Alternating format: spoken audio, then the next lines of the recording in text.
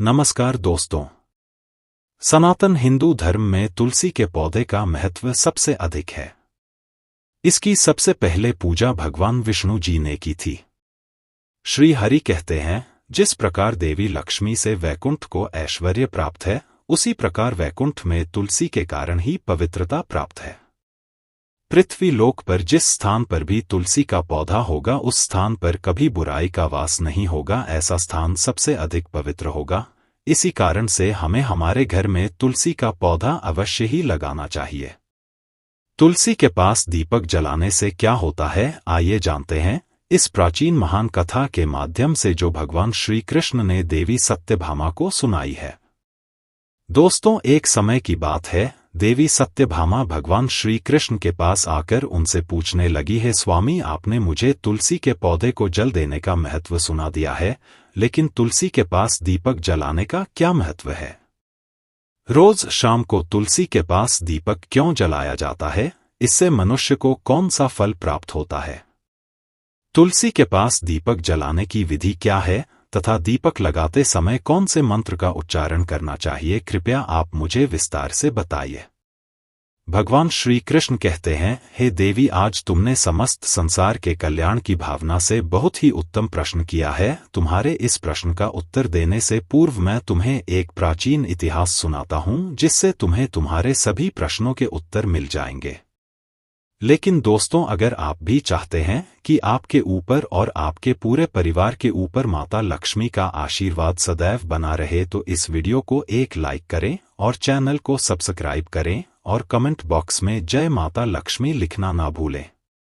शाम के समय तुलसी के पास दीपक जलाने से जो पुण्य मिलता है, उसी का वर्णन मैं इस कथा में करूंगा, इसलिए इस कथा को ध्यान से सुनो।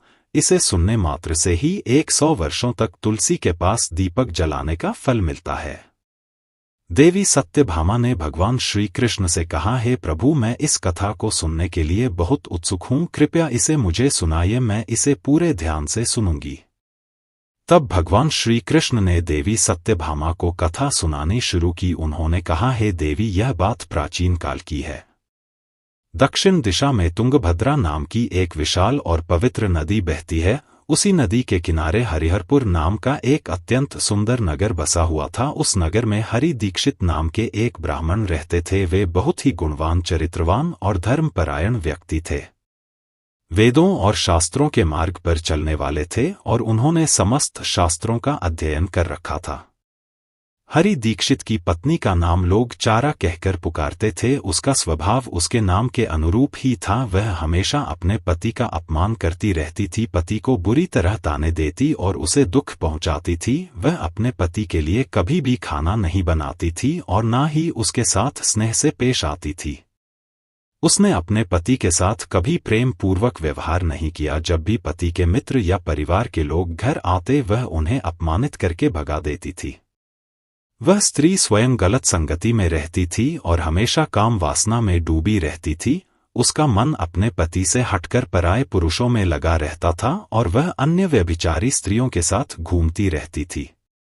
उसने कभी अपने पति से प्रेम पूर्वक बात नहीं की, किंतु पराये सुंदर पुरुषों के संग बैठकर बातें करती थी। पराये पुरुषों को मोहित करने के लिए सज-धज कर गांव में घूमने जाया करती थी। कभी वह वन में किसी वृक्ष के नीचे खड़ी रहकर सुंदर पुरुषों की राह देखती और किसी दुष्ट पुरुष को मोहित करके उसके संग भोग विलास किया करती थी। एक दिन हरि दीक्षित ने अपनी पत्नी से कहा, हे भद्रे, तुम्हारा यह आचरण उचित नहीं है। इस प्रकार से पाप करने पर तुम्हारा अहित ही होगा, इसीलिए तुम अभी से यह सब बुरे काम करना छोड़ दो। तुम्हारे इस प्रकार के व्यवहार से मुझे बड़ा दुख हो रहा है।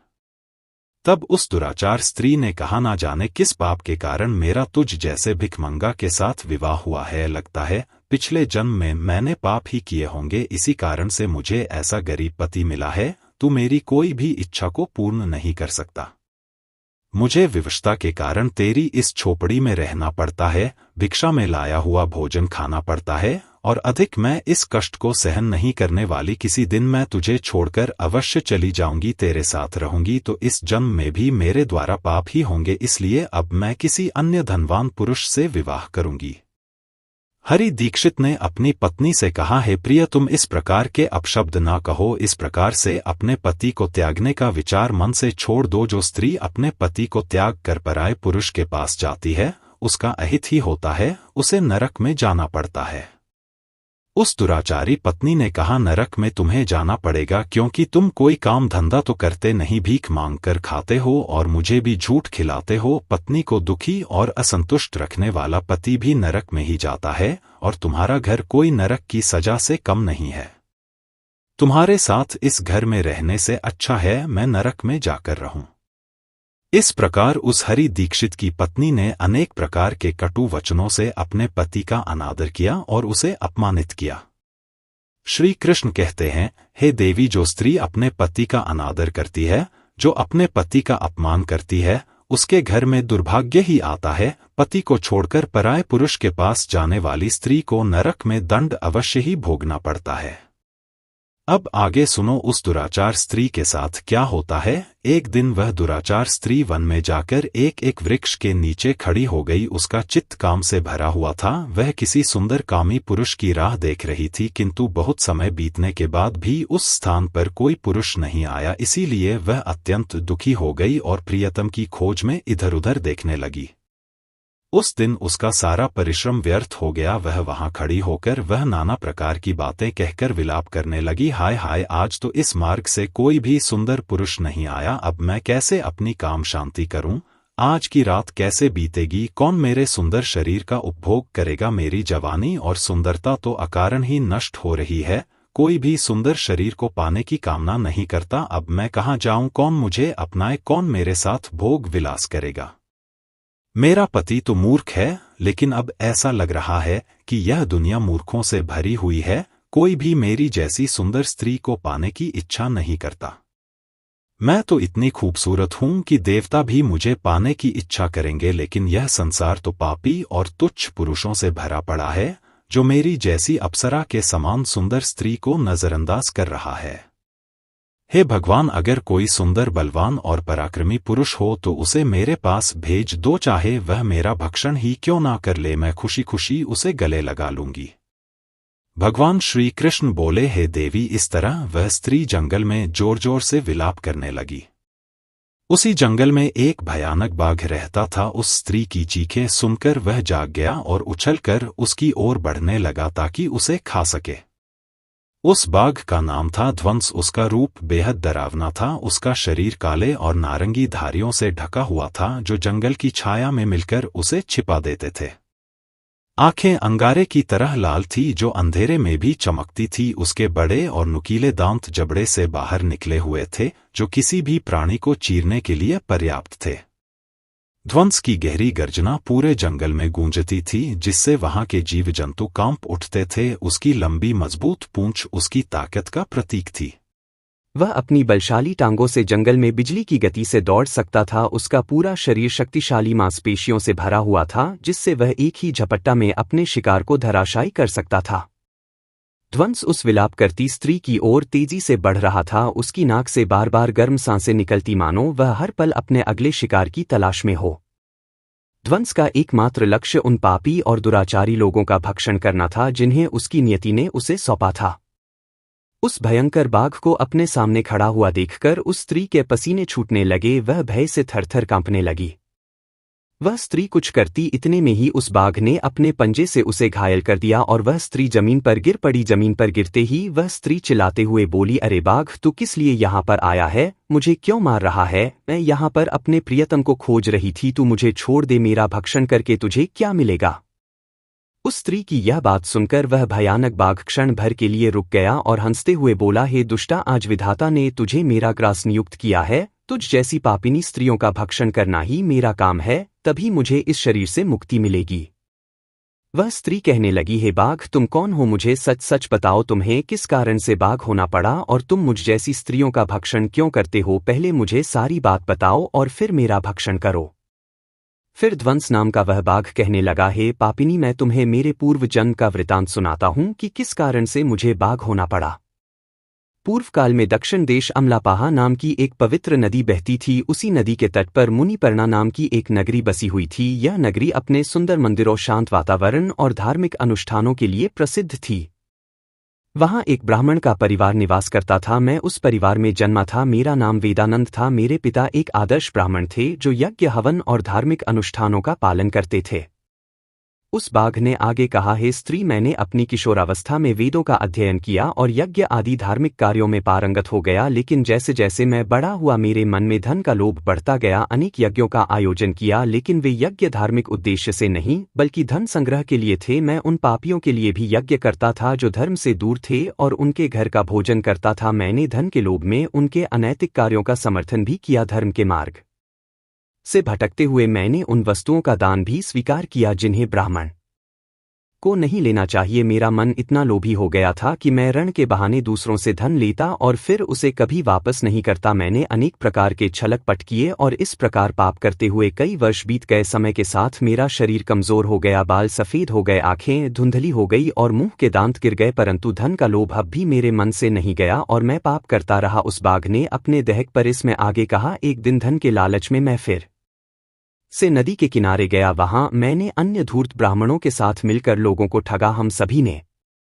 झूठे मंत्रों का उच्चारण किया और बिना विधि विधान के ही देवी देवताओं का पूजन किया। इसका उद्देश्य केवल अधिक से अधिक धन में प्राप्त करना था। हमने लोगों को धर्म के नाम पर धोखा दिया। उस दिन मैंने काफी धन एकत्र किया, लेकिन उसी समय मेरे साथ एक भयानक घटना घटी। मैं उसी दिन नदी के तट पर बैठा हुआ था, तभी एक बीमार और भटकता हुआ कुत्ता मेरे पास आया। मैंने उसे दुत्कार कर भगा दिया, लेकिन वह क्रोध में आकर मेरे पैर में काट बैठा। मैं मूर्छित होकर वहीं गिर पड़ा। उसी क्षण मेरे प्राण निकल गए। मेरी मृत्यु के बाद यम के 2 दूत प्रकट हुए। वे काले और भयानक रूप वाले थे और उनके हाथों में जंजीरें थी। उन्होंने मुझे पकड़ लिया और यमपुरी की ओर ले गए। यमपुरी में मुझे यमराज के सामने खड़ा किया गया। यमराज ने अपने दिव्य सिंहासन से चित्रगुप्त को आदेश दिया कि वे मेरे कर्मों का लेखा जोखा प्रस्तुत करें। चित्रगुप्त ने बड़े ही गंभीर स्वर में कहा, हे धर्मराज, यह ब्राह्मण जिसका नाम वेदानंद था ने अपने जीवन में घोर पाप किए हैं। इसने धर्म के नाम पर लोगों को ठगा, झूठे मंत्रों का उच्चारण कर यज्ञ किया और भगवान का अपमान किया। यह धन के लालच में धर्म से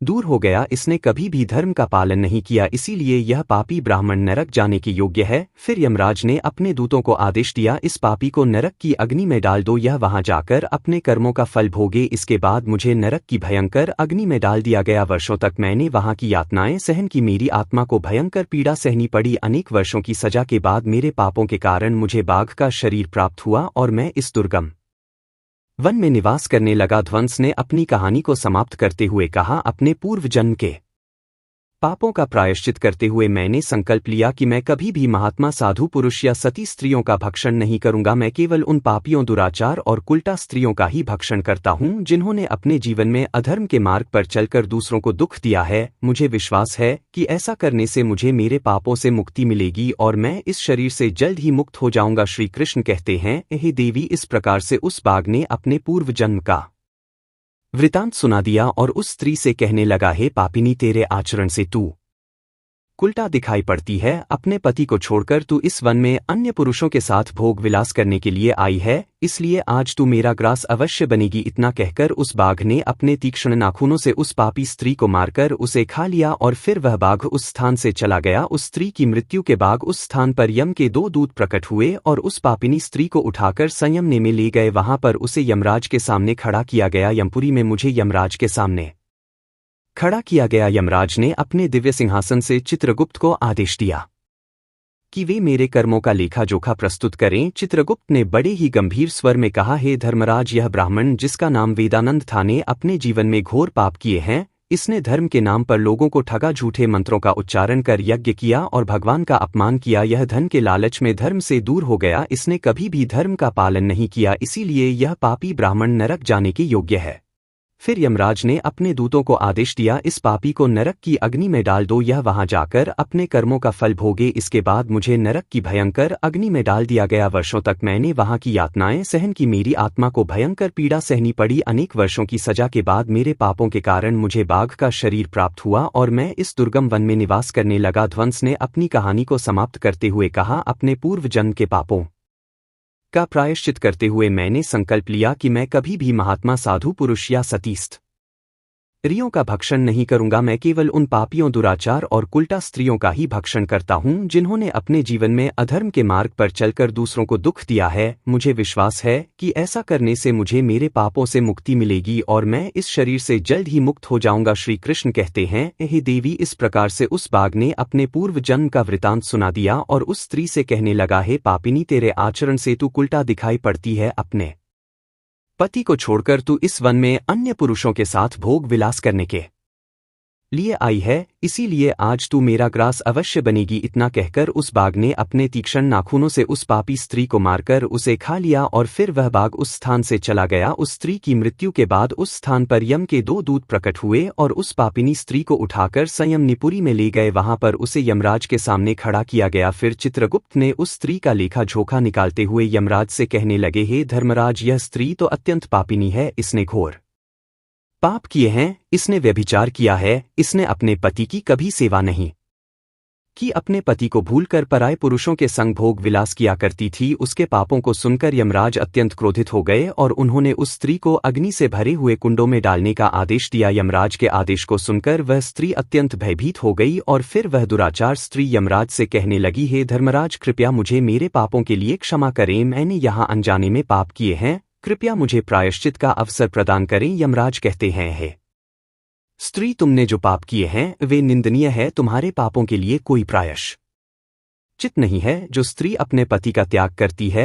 अपने पति को छोड़कर पराये पुरुष के संग विहार करती है, उसे निश्चित ही नरक में जाना पड़ता है, इसीलिए अब तुम्हें नरक की यातनाएं भोगनी ही पड़ेगी। फिर यमराज ने अपने दूतों से कहा, हे दूतों, इस पापी स्त्री को ले जाओ और इसे भयंकर नरकों में डाल दो, यह उसी के योग्य है। फिर यम के दूत उस स्त्री को नरक में ले जाते हैं। फिर अनेक वर्षों तक उसे जलते हुए तेल के कुंड में पकाया गया, फिर उसे निकालकर ररव नामक नरक में डाल दिया गया। इस प्रकार से उसे अनेक वर्षों तक अलग अलग नरकों में डाला गया। नरक में कष्ट भोगने के बाद वह महापाप स्त्री पुनः लोक पर आकर चांडाल के रूप में उत्पन्न हुई। चंडाल के घर में जन्म लेकर वह फिर से अनेक पाप करने लगी, व्यभिचार करने लगी, अनेक पापी पुरुषों के संग विहार करने लगी। फिर कुछ समय बाद पूर्व जन्म के पापों के कारण उसे कोढ़ का रोग हो गया और वह भयानक पीड़ा सहन करने लगी। उसका अंग जलने लगा, उसके नेत्रों में पीड़ा होने लगी। इस दुख को सहन करती हुई वह दिन बिताने लगी। फिर एक दिन वह तीर्थ में स्नान करने के उद्देश्य से अंतपुर में चली गई। वहां पर वह एक आश्रम के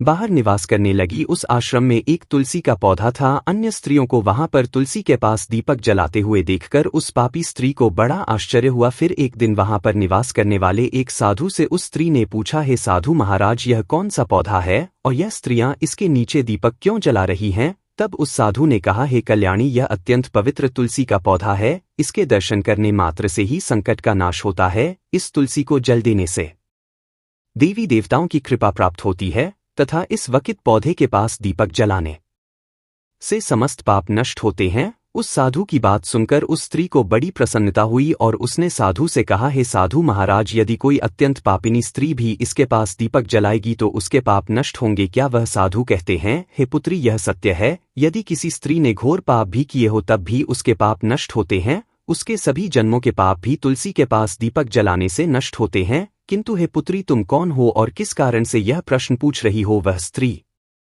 कहती है, हे साधु महाराज, मैं महापाप नहीं हूं, मैंने व्यभिचार किया है तथा अनेक प्रकार के पाप किए हैं। मेरे पापों के कारण ही मेरी ऐसी दुर्दशा हुई है, कृपया मुझे पापों से मुक्ति का उपाय बताइए। साधु कहते हैं, हे पुत्री, अब से तुम नित्य इस तुलसी के पास दीपक जलाओ, तुम्हारे समस्त पाप और दोष समाप्त हो जाएंगे। उस साधु की बात सुनकर उस पापी स्त्री ने भी वही किया, उसने तुलसी के पौधे के पास एक दीपक जला दिया। इस प्रकार से वह स्त्री नित्य उसी स्थान पर तुलसी के पास दीपक जलाने लगी। फिर एक दिन वह स्त्री शाम के समय तुलसी के पास दीपक जलाने लगी तो उसी समय उसका हृदय फटने से उसकी मृत्यु हो गई और वह वहीं जमीन पर पड़ी रही। फिर यमराज के 2 दूत उस स्त्री को यमलोक ले जाने के लिए उस स्थान पर प्रकट हुए। जैसे ही यम के दूत उस पापी स्त्री को पाश में बांध कर ले जाने लगे, भगवान विष्णु के 2 पार्षद उस स्थान पर प्रकट हुए। वे दिव्य पार्षद अत्यंत तेजस्वी और दिव्य आभा से युक्त थे। उनके शरीर से स्वर्णिम प्रकाश की किरणें निकल रही थी जो चारों ओर का अंधकार दूर कर देती थी। उनका रूप इतना मोहक और दिव्य था कि उन्हें देखकर किसी का भी मन श्रद्धा से भर जाता। उनके चेहरे पर शांत मुस्कान थी जो अपार करुणा और दया का प्रतीक थी। उनके वस्त्र रत्न जड़ित और रेशमी थे जो नीले और सुनहरे रंग में चमक रहे थे, मानो स्वयं वैकुंठ का सौंदर्य उनके व्यक्तित्व में समाया हो। उनके कानों में सुनहरे कुंडल झूल रहे थे जिनसे दिव्य संगीत की ध्वनि प्रतीत होती थी। उनके माथे पर तिलक और चमकती हुई बिंदी थी जो उनकी दिव्यता का सूचक थी। वे दोनों विशाल कद और बलिष्ठ थे। उनके हाथों में दिव्य गदा थी जो न्याय और धर्म की शक्ति का प्रतीक थी। वे उस स्त्री को अपने दिव्य स्पर्श से मुक्ति का आश्वासन देने आए थे जिससे उसके सभी पाप नष्ट हो सके और उसे स्वर्ग की यात्रा अधिकारी बना सके। उन पार्षदों ने यमराज के दूतों को रोक लिया और कहने लगे, हे यमदूतों, इस स्त्री को तुम छोड़ दो, यह स्त्री नरक जाने की योग्य नहीं है। तुम किसके आदेश से ऐसा अधर्म कर रहे हो? फिर यम के दूत कहने लगे, हे पदो, हम यमराज के आदेश से इस पापी स्त्री को उठाकर ले जा रहे हैं, किंतु आप हमें किस कारण से रोक रहे हो? यह स्त्री अत्यंत पापी है, इसे नरक में ले जाने की आज्ञा मिली है। यह सुनकर भगवान विष्णु के पार्षद मुस्कुराए और बोले, हे यम दूतों, तुम सत्य बोलते हो, लेकिन इस स्त्री का एक ऐसा पुण्य भी है जो इसके समस्त पापों को मिटा चुका है। क्या तुमने देखा नहीं कि इसने अपने जीवन में संध्या के समय तुलसी के समीप दीपक जलाया है? यमदूतों ने चकित होकर पूछा, हे पार्षदों, क्या केवल तुलसी के समीप दीपक जलाने से इसके समस्त पाप नष्ट हो सकते हैं? भगवान विष्णु के पार्षदों ने गहन दृष्टि से यमदूतों की ओर देखा और समझाया, तुम इस बात को नहीं समझते। यमदूतों, तुलसी भगवान विष्णु की परम प्रिय है और जो भक्त श्रद्धा और भक्ति से तुलसी के समीप दीपक जलाता है वह विष्णु की कृपा का पात्र बन जाता है। संध्या के समय दीपक जलाने का पुण्य अनंत गुना बढ़ जाता है और यह न केवल उसके पापों को नष्ट करता है बल्कि उसे स्वर्ग का अधिकारी भी बनाता है। इस स्त्री ने सच्चे मन से तुलसी का पूजन किया और दीपक प्रज्वलित किया है, इसी कारण इसके सारे पाप लकर राख हो चुके हैं। अब यह नरक जाने की योग्य नहीं है। यमदूतों ने हाथ जोड़कर कहा, हे विष्णु पार्षदों, आप सही कह रहे हैं, हमें इसकी भक्ति के बारे में जानकारी नहीं थी। अगर यह भगवान विष्णु की प्रिय भक्त है तो हम इसे नरक कैसे ले जा सकते हैं? भगवान विष्णु के पार्षदों ने मधुर स्वर में कहा, यही कारण है कि हम तुम्हें इसे छोड़ने के लिए कह रहे हैं। इस स्त्री ने तुलसी की सेवा की है और उस दीपक की रोशनी से अपने सारे पाप भस्म कर चुकी है। अब इसे विष्णु लोक ले जाया जाएगा जहां इसका स्वागत होगा। यह अब स्वर्ग की अधिकारी बन चुकी है। पार्षदों की बात सुनकर यमदूतों ने उस स्त्री को वहीं छोड़ दिया और यमलोक लौट गए। वहां जाकर उन्होंने यमराज को पूरा वृत्तांत सुनाया। इसके बाद भगवान विष्णु के पार्षद दिव्य विमान लेकर आए और उस स्त्री को स्वर्ग लोक ले गए। भगवान श्री कृष्ण ने देवी सत्यभामा से कहा, हे देवी, इस तरह केवल तुलसी के पास दीपक जलाने से ही मनुष्य के सभी पाप नष्ट हो जाते हैं। जो स्त्री प्रतिदिन शाम को तुलसी के पास दीपक जलाती है वह सौभाग्यशाली बनती है, उसके पूर्व जन्मों के सभी पाप समाप्त हो जाते हैं और उसे सुख समृद्धि की प्राप्ति होती है। रोज तुलसी के पास दीपक जलाते समय इस मंत्र का उच्चारण करना चाहिए, ओम तुलसी देवी च विद्महे विष्णु प्रिया यच धीमहि तन्नो वृंदा प्रचोदयात्। श्री कृष्ण ने आगे कहा, हजारों अमृत के घड़ों से भगवान श्री हरि को स्नान कराने से भी उन्हें उतनी प्रसन्नता नहीं मिलती जितनी तुलसी का एक पत्ता चढ़ाने से मिलती है। 100 हज गोदान के बराबर जो पुण्य मिलता है वही पुण्य तुलसी पत्र के दान से प्राप्त होता है। जो मृत्यु के समय अपने मुख में तुलसी पत्र का जल प्राप्त करता है वह संपूर्ण पापों से मुक्त होकर श्री कृष्ण के धाम जाता है।